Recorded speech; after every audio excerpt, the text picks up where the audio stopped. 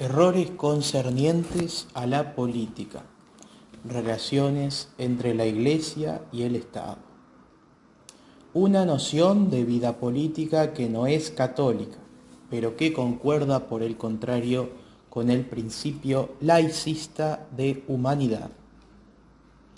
La mejor manera de llegar a una política auténticamente humana estriba en fomentar el sentido interior de la justicia, de la benevolencia y del servicio al bien común, y robustecer las convicciones fundamentales en lo que toca a la naturaleza verdadera de la comunidad política y al fin recto ejercicio y límites de los poderes públicos. Gaudium et Spes, punto 73. Aquí no late la menor inquietud por una vida política informada por los valores cristianos. Toda la preocupación se centra en una vida política informada por los denominados valores humanos, puesto que tales son, con toda su vaguedad, el sentido interior de la justicia, de la benevolencia y del servicio al bien común. Repárese en que no se habla de adhesión de la inteligencia y de la voluntad a los principios de la justicia, de la benevolencia y del servicio, fundados en la verdad revelada, principios objetivos que tienen a Dios por autor y que la Iglesia ha enseñado durante siglos, los cuales exigen nuestro asentimiento, sino que tan solo se hable del sentido interior que el individuo tiene de dichos principios, que se fundan pues en el sujeto, en sus opiniones. He ahí una concepción subjetivista de la vida política, de la praxis en general u ortopraxis, comportamiento recto, característica del pensamiento moderno, ajena por completo al catolicismo o, por mejor decir, fatalmente hostil a él. Esta vida política auténticamente humana exhibe pues una finalidad nada más que terrena, intramundana. La definición de la naturaleza verdadera de la comunidad política que debe contribuir a la instauración de la vida política auténticamente humana, Gaudium et Spes, se mueve en la misma perspectiva laicista e inmanentista, acatólica. En efecto, no se dice que es en sí la comunidad política, sino tan solo que existe con vistas a una mejor procuración del bien común. Gaudium et Spes, punto 74, que abarca el conjunto de aquellas condiciones de vida social con las cuales los hombres, las familias y las asociaciones pueden lograr con mayor plenitud y facilidad su propia perfección. Gaudium et Spes, punto 74. ¿Es conforme dicha noción del bien común con la enseñanza de la Iglesia? No, porque lo identifica con condiciones de vida social que favorezcan un perfeccionamiento individual y colectivo ajeno a todo nexo con lo sobrenatural, lo cual constituye un error doctrinal. La Iglesia, en efecto, ha insistido siempre en el hecho de que, aunque la procuración del bien común temporal goce de cierta autonomía, debe con todo concurrir siempre a la procuración del bien sumo, constituido para dado uno por la salvación y la visión beatífica. Dice León XIII en Immortale Dei: así que, estando como está naturalmente instituida la sociedad civil para la prosperidad de la cosa pública, preciso es que no excluya este bien principal y máximo, de donde nacerá que, bien lejos de crear obstáculos, provea oportunamente cuanto esté de su parte toda comunidad a los ciudadanos para que logren y alcancen aquel bien sumo e inconmutable que naturalmente desean. ¿Y qué medio hay cómodo y oportuno que a echar mano con ese intento que sea tan eficaz y excelente como el de procurar la observancia santa e inviolable de la religión verdadera, cuyo oficio consiste en unir al hombre con Dios? Fin de cita. El perfeccionamiento propugnado por el conciliábulo concierne en cambio a los valores humanos, no a los cristianos. Tan es así que la existencia de la autoridad que dirige la acción de todos hacia el bien común se justifica con la reserva de que no debe ejercer su función mecánica o despóticamente, sino obrando principalmente como una fuerza moral que se basa en la libertad y en la responsabilidad de cada uno, Gaudium et Spes. Es decir, se justifica con una reserva a favor de la democracia, evidente por el hincapié que se hace en la libertad y la responsabilidad de cada uno, entendidas como valores que determinan de manera absoluta el ejercicio de la autoridad. Solo después de esta precisión cita el conciliábulo un texto de San Pablo, el de Romanos 13, versículos 1 al 5, que establece el origen divino de toda autoridad constituida, pero lo cita torciendo su sentido, invirtiéndolo, porque afirma: es pues evidente que la comunidad política y la autoridad pública se fundan en la naturaleza humana y por lo mismo pertenecen al orden previsto por Dios. Y cita de Romanos 13, versículos 1 al 5. ¿Dónde está la distorsión, mejor dicho, la inversión? En decir que la comunidad política y la autoridad pública se fundan ante todo en la naturaleza humana y que por lo mismo pertenecen al orden previsto por Dios, lo que significa poner al hombre por delante de Dios y asentar que la comunidad política de tipo democrático, ya que se basa en la libertad y en la responsabilidad de cada uno, pertenece al orden previsto por Dios porque se funda en la naturaleza humana. ¿No es ese, empero, el concepto expresado por el apóstol de las gentes, mediante el cual el Espíritu Santo nos hace saber que toda potestas viene de Dios, sea cual fuere su forma de gobierno, y a consecuencia de ello se funda en la naturaleza humana y en la naturaleza humana corrompida por el pecado original, que necesita siempre de la espada del poder civil para ser refrenada? Romanos 13:4. La oscura precisión según la cual el ejercicio de la autoridad política, así en la comunidad en cuanto tal, como en las instituciones representativas, debe realizarse siempre dentro de los límites del orden moral para procurar el bien común, concebido dinámicamente, etc. Gaudium et Spes, punto 74. Precisión oscura, porque no se aclara de qué orden moral se trata, ni se comprende qué significa con exactitud procurar el bien común concebido dinámicamente. En cualquier caso, el deseado dinamismo de Marra se encuadra en una línea de pensamiento constituida por el mito del progreso, del crecimiento, de la expansión de la actividad humana en el universo, en una línea de pensamiento constituida, en suma, por los valores del siglo, no por los católicos. Un tipo ideal de individuo que la comunidad política así concebida debe formar, que nada tiene de católico. Dice: un tipo de hombre culto, pacífico y benévolo respecto de los demás para provecho de toda la familia humana. Gaudium et Spes, punto 74. Cotéjese este retrato con el del masón perfecto, según se desprende de una de tantas constituciones de la orden masónica.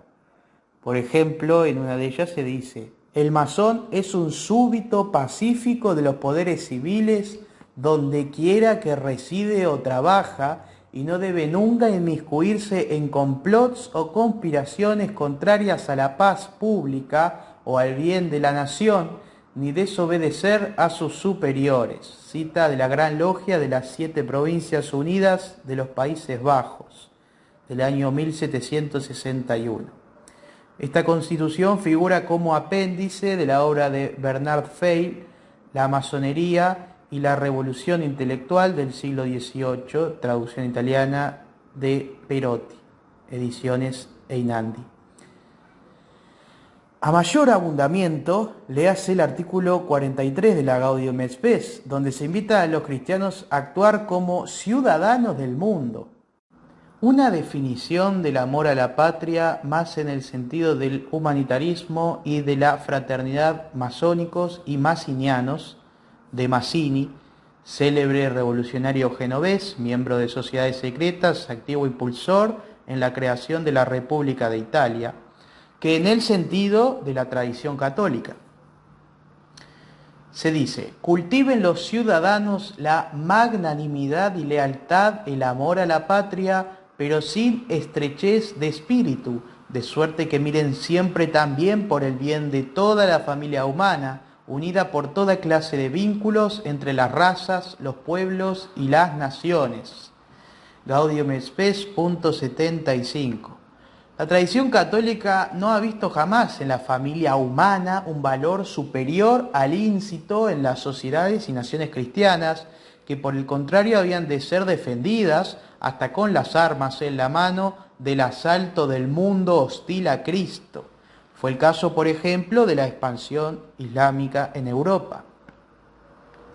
Un tipo ideal de político, el que ejerce el arte de la política, que tampoco tiene nada de católico, puesto que repite el estereotipo del político democrático, entonces corriente, y hoy también.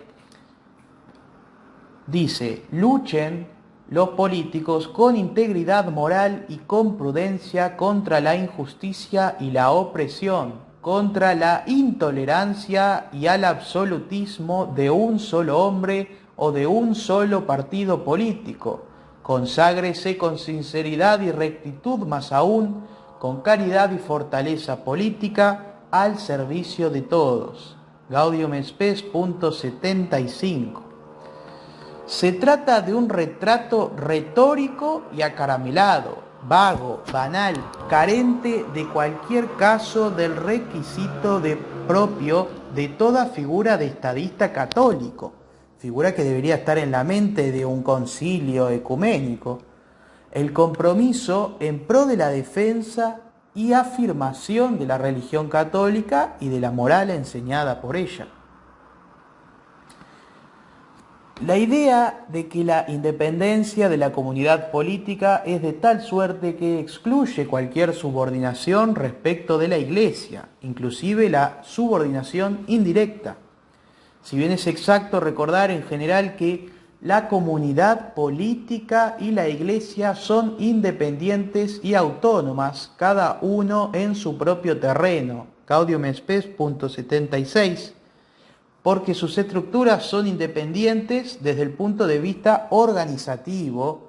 No obstante, se yerra al pensar que ambas tienen en común solo el hecho de estar al servicio de una ambigua vocación personal y social del hombre, servicio que realizarán con tanta mayor eficacia para bien de todos, cuanto más sana y mejor sea la cooperación entre ellos, habida cuenta de las circunstancias de lugar y tiempo. Gaudium et Spes, punto 76. Esto es según un mero criterio de oportunidad. Esta doctrina contradice a toda la enseñanza precedente, la cual afirmó siempre la primacía de la Iglesia en cuanto societas perfecta sobre la sociedad civil o comunidad política, y su consiguiente potestas indirectas sobre ella.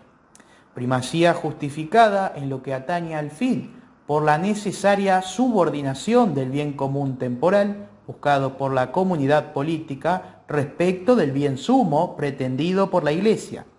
Mas el fin que el Vaticano II atribuye a la Iglesia es en realidad, como se ha visto, intramundano, y por eso no es de suyo diferente del de la comunidad política, como resulta de Gaudium et Spes, punto 76, donde se repite, citando a Lumen Gentium, punto 13, que la misión de la Iglesia es fomentar y elevar todo cuanto de verdadero, de bueno y de bello hay en la comunidad humana. La sana cooperación de la comunidad política con la Iglesia Católica no puede dejarse a las circunstancias de hecho, con la agravante de que tal cooperación se verifica en función de la realización de los llamados valores humanos, ha de ratificarse en cambio que esa cooperación constituye el deber para los estados, porque les corre la obligación de defender la única y verdadera religión revelada y poner por obra el reinado social de Cristo, informado el bien común con los valores católicos. Recuérdese que la falsa doctrina de la independencia y de la separación de la comunidad política respecto de la Iglesia fue condenada ya por Pío IX en la proposición 55 del Sílabus y luego por San Pío X en la Pascendi contra el modernismo. Errores concernientes a la libertad religiosa y la conciencia moral. La proclamación de un derecho a la libertad religiosa que está realmente fundado en la dignidad misma de la persona humana, tal como se le conoce por la palabra revelada de Dios y por la misma razón natural. Cita del antipapa Juan XXIII en su documento Pacem in Terris, y notas en referencia a Pío XII, radiomensaje navideño del 24 de diciembre de 1942, Pío XI en su encíclica Mitbrennender Sorge y León XIII en su encíclica Libertas Praesentissimum. Este derecho, en cuanto derecho de la persona humana, ha de ser reconocido en el ordenamiento jurídico de la sociedad de forma que llegue a convertirse en un derecho civil. Dignitates Humanae, punto 2. A la proclamación del supuesto derecho a la libertad religiosa se la presenta como conforme con el magisterio de la Iglesia, mientras que por el contrario, los textos de Pío XII, Pío XI y León XIII, cintados en nota por la Dignitates Humanae, punto 2, hacen ver que el derecho invocado por ellos, el de la persona a profesar libremente su fe, se refiere tan solo a la profesión de la religión verdadera y por ende de la fe católica, por manera que guarda relación con la libertad de conciencia de las almas cristianas, no con una libertad religiosa simplícita, a palo seco, una libertad que se aplica pues a todas las religiones. El principio de que la verdad debe buscarse mediante la libre investigación, sirviéndose del magisterio o de la educación, de la comunicación y del diálogo, mediante los cuales unos exponen a otros la verdad que han encontrado o creen haber encontrado, Dignitates Humanae, punto 3, en lo tocante a la ley divina, eterna, objetiva y universal, por la que Dios ordena, dirige y gobierna el mundo y los caminos de la comunidad humana según el designio de su sabiduría y de su amor. Dignitates Humanae, punto 3. Tal principio hace consistir la verdad en materia religiosa en algo que la conciencia individual encuentra, que haya investigando con los otros, sirviéndose de la comunicación y del diálogo recíprocos, donde los otros no son tan solo los otros católicos, sino los otros en general, todos los demás hombres, sea cual fuere su credo. Es significativo que dicha investigación tenga por objeto la ley divina, eterna, objetiva, etc., puesta por Dios en nuestros corazones. La lex eterna de la moral natural, a la manera de los deístas, en efecto, al implicar a todos, no puede proponerse como objeto la verdad revelada, negada in toto por los acristianos y en parte por los herejes. Semejante planteamiento doctrinal contradice a boca llena la enseñanza católica, según la cual la verdad en materia religiosa y en materia moral es para el católico una verdad revelada por Dios y conservada en el depósito de la fe, custodiado por el magisterio, una verdad que por lo mismo requiere, exige el asentimiento de nuestra inteligencia y nuestra voluntad, vuelto posible merced a la ayuda determinante de la gracia, una verdad que exige ser reconocida y hecha propia por el creyente, no que éste la encuentre con solas sus fuerzas. No se habla de la ayuda del Espíritu Santo en este texto del conciliábulo, o peor aún, que la halle en una investigación común con los herejes, los acristianos, los descreídos. De este modo, al criterio objetivo y típicamente católico, según el cual la verdad en materia religiosa es tal porque Dios la revela, lo suplanta el subjetivo, de origen protestante y característico del pensamiento moderno, para el cual una verdad es tal porque la encuentra la conciencia individual en su investigación en común con los otros, porque resulta de la investigación del sujeto individual y colectiva. Así se abre la puerta a la irrupción en el catolicismo de una religiosidad individual anómala, una religiosidad de la investigación, del corazón, del sentimiento de la humanidad, de la conciencia, del diálogo, acaramelada, falsa y dulzarrona a la manera de Jean-Jacques Rousseau.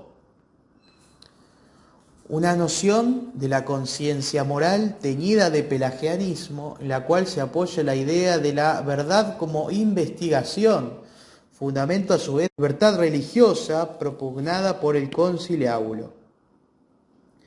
En efecto, se lee en Gaudium et Spes, punto 16. La fidelidad a esta conciencia une a los cristianos con los demás hombres para buscar la verdad y resolver con acierto los numerosos problemas morales que se les presenta al individuo y a la sociedad. Cuanto mayor es el predominio de la conciencia recta, tanta mayor seguridad tienen las personas y las sociedades para apartarse del ciego capricho y para someterse a las normas objetivas de la moralidad. ¿De qué verdad se trata aquí? Verosímilmente de la concerniente a la fe y a las costumbres. ¿Y no debería esta verdad proceder de la enseñanza infalible de la Iglesia, de la tradición? Pero el conciliábulo sustituye la posición segura de la verdad relativa a la fe y a las costumbres establecidas por el magisterio a lo largo de los siglos por la investigación de la verdad como criterio general, de la verdad en general. La sustituye pues por algo indeterminado, pero conforme con el espíritu del siglo, que gusta, como sabemos, de la investigación, del experimento, de la novedad, del movimiento perpetuo. Más aún, esta investigación debe tener lugar, según dicta el espíritu del siglo, en unión con los otros hombres, y por ende en unión también y sobre todo con los acatólicos y los acristianos, con los que niegan todas las verdades enseñadas por la Iglesia o casi todas. ¿Cómo puede una investigación de tal género llegar a resultados positivos para la fe y los creyentes, tanto más cuanto que ha de consagrarse a sí mismo a la resolución de los problemas morales? De ahora en más, los cristianos, los católicos, deberán resolver ecuménicamente los problemas morales en el diálogo con los otros, no mediante la aplicación de las reglas transmitidas de su fe y su moral. En efecto, el entendimiento con los otros hombres pende de una certeza, la de que existen normas objetivas de la moralidad que pueden hallar en común todos los llamados hombres de buena voluntad, fieles a la conciencia moral. La abadomía del encargo es patente. Por poner un ejemplo, ¿cómo pueden los católicos, para quienes la indisolubilidad del matrimonio es dogma de fe, hallar junto con los protestantes y ortodoxos que la niegan una norma moral común para una vida familiar sana? Por no hablar de los que admiten la poligamia, el concubinato, el repudio, el matrimonio temporal por un tiempo fijado de antemano, como en el Islam chuta. Disparate tamaño no cabe en el caletre de nadie, pero lo peor de todo es el principio que se asienta. Las normas objetivas de la moralidad no dependen ya de la revelación, sino de la conciencia moral, que las encuentra en la investigación común con los otros hombres. Como era de esperar, el artículo 16 de que nos ocupamos hace referencia a la ley escrita por Dios en su corazón. Esta ley es la que radica en las normas objetivas de la moralidad, al parecer. No obstante, no es la verdad revelada la que hace emerger de las profundidades a la ley, sino la conciencia. La conciencia es, pues, la autoridad que determina a la postre las normas de la moralidad que han de aplicarse. Aparece de nuevo la sombra de Rousseau, de su profesión de fe del vicario saboyano, deística y pelagiana. El texto del conciliábulo precisa que cuanto mayor es el predominio de la conciencia recta, tanta mayor seguridad tienen las personas y las sociedades para apartarse del capricho ciego y para someterse a las normas objetivas de la moralidad. Gaudium et Spes, punto 16. Pero para resistir al capricho ciego de las pasiones, de las tentaciones, etc., ¿no es menester la ayuda de la gracia? Esta ha sido siempre la verdad católica, basada en la tradición y en las escrituras. Sin la gracia, sin la ayuda del Espíritu Santo, no se logra observar ni la moral natural ni la revelada que la perfecciona. Pero el texto del conciliábulo no hace la más mínima alusión a la gracia. La conformidad con las normas objetivas de la ley moral, impresa por Dios en nuestros corazones, depende ahora exclusivamente, incluso para los católicos, de la rectitud de la conciencia, es decir, del individuo inmerso en la investigación de la verdad con todos los demás. Se afirma así, de hecho, al modo de los deístas, que la conciencia moral une a los hombres más allá y por encima de las religiones positivas.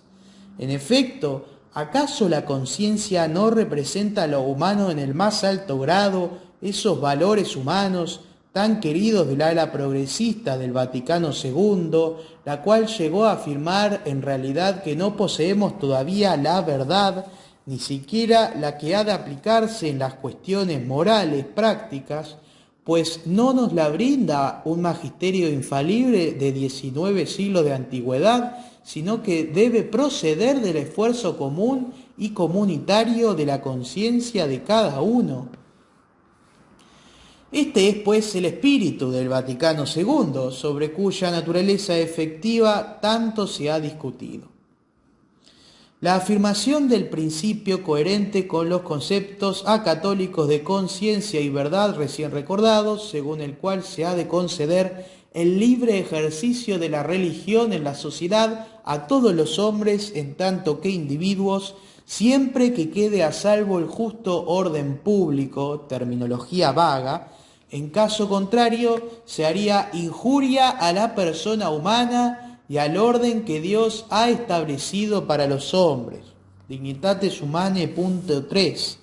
Y aquella otra aserción que dice: ha de permitirse a las comunidades religiosas el culto público del numen supremum, expresión que recuerda al ser supremo de los deístas y de los revolucionarios de Robespierre, con un único límite genérico, el mismo de siempre: que no se violen las justas exigencias del orden público. Dignitates Humanae, punto 4. Tales comunidades gozan del derecho a no ser estorbadas por el poder civil en su autonomía organizativa y jurídica o en su libertad de movimientos. Y por último, cosa la más importante de todas, forma también parte de la libertad religiosa el que no se prohíba a las comunidades religiosas manifestar libremente el valor peculiar de su doctrina para la ordenación de la sociedad y para la vitalización de toda actividad humana. Dignitates Humanae, punto 4. A juzgar por el concepto afirmado más arriba, entre las comunidades religiosas se incluye también el catolicismo en un plano de igualdad perfecta con las otras religiones, de donde se sigue que para el conciliábulo el valor peculiar de la religión revelada no la sitúa por encima de las demás, no le otorga una posición de supremacía absoluta sobre las otras que no son reveladas, lo que equivale a afirmar que todas las demás religiones gozan del mismo derecho que la católica a manifestar públicamente su culto, contradiciendo así sin rebozo la proposición del numeral 78 del sílabus, que condena semejante derecho. Se trata de una grave desviación doctrinal que le confiere al error los mismos derechos que la verdad única revelada y borra a los ojos de los creyentes toda diferencia entre la verdad y el error, entre la luz y las tinieblas. La Iglesia ha enseñado siempre la tolerancia de hecho de las religiones falsas, necesariamente en inferioridad de condiciones jurídicas respecto de la única religión revelada, por motivos de oportunidad relativos a la paz social y al orden público, con la reserva de que su culto no contuviese aspectos inmorales. Y en efecto, el Papa ha tolerado siempre el culto hebreo en sus estados y en toda la cristiandad, protegiéndolo contra excesos de celo o conatos de persecución o intermitentes. Se trataba, empero, de tolerar un error, no de reconocerle idéntica libertad de manifestación que a la auténtica verdad revelada. El conciliábulo infiere la conclusión lógica de la ilícita inclusión de la Iglesia en las comunidades religiosas, es decir, de la equiparación del catolicismo con las religiones falsas. La libertad religiosa que compete a la Iglesia católica no es más que una especie incluida en un género más amplio. La libertad religiosa que ha de concederse a todas las comunidades religiosas sin distinción. Eso se desprende de la frase siguiente. Igualmente reivindica la Iglesia para sí la libertad en cuanto es una sociedad de hombres que tiene derecho a vivir en la sociedad civil según las normas de la fe cristiana. Pío XI, carta a Firmismam Constantiam, 28 de marzo de 1937.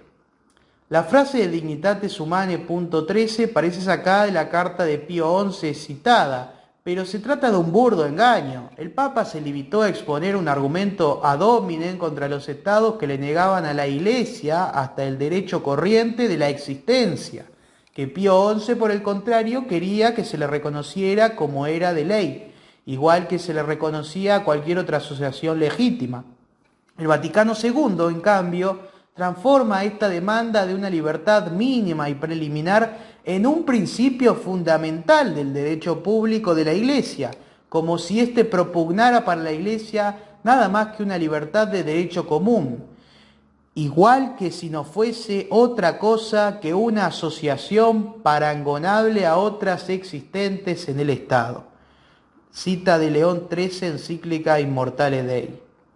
Al proceder así, el Vaticano II incurre en un grave error doctrinal condenado siempre por los papas, puesto que niega la naturaleza superior de la Iglesia, que es la de ser una societas perfecta, y su necesario primado sobre las demás societates, excese imperfecte, que concurren de manera subordinada a procurarle a la comunidad política el bien común temporal. Dicha conducta constituye además un retroceso increíble en el plano histórico. En pleno siglo XX, la jerarquía pide que la religión católica, incluso en los países en los que se reconoce como religión única del Estado, se reduzca a la mera condición de religio lícita y que sea aceptada en calidad de tal, un culto permitido junto a todos los demás, como en los tiempos del edicto de tolerancia de Constantino, que puso fin a las persecuciones en el año 313 después de Cristo. La afirmación errónea según la cual la libertad de la Iglesia, entendida de la manera que se ha visto, es un principio fundamental en las relaciones entre la Iglesia y los poderes públicos y todo el orden civil. Dignitatis Humanae punto 13. La afirmación en cuestión va errada porque el principio fundamental del derecho público de la Iglesia ha sido desde siempre aquel según el cual el Estado le cumple el deber de reconocer la realeza social de Cristo. Se trata del oportet illum regnare de 1 de Corintios 15:25, tanto en punto a las relaciones entre el Estado y la Iglesia, cuanto en el ámbito de la sociedad misma. Un principio que la jerarquía ha dejado que cayera en el olvido a partir del Vaticano II, lo que entraña la reducción ilegítima de la ayuda que el Estado debe prestar a la Iglesia al mero reconocimiento de su libertad, de su independencia, esto es, a la obligación de no estorbarla, mientras que por el contrario, a la Iglesia le cabe el derecho de gozar por parte del Estado de una asistencia positiva consistente en ser favorecida de todas las maneras posibles.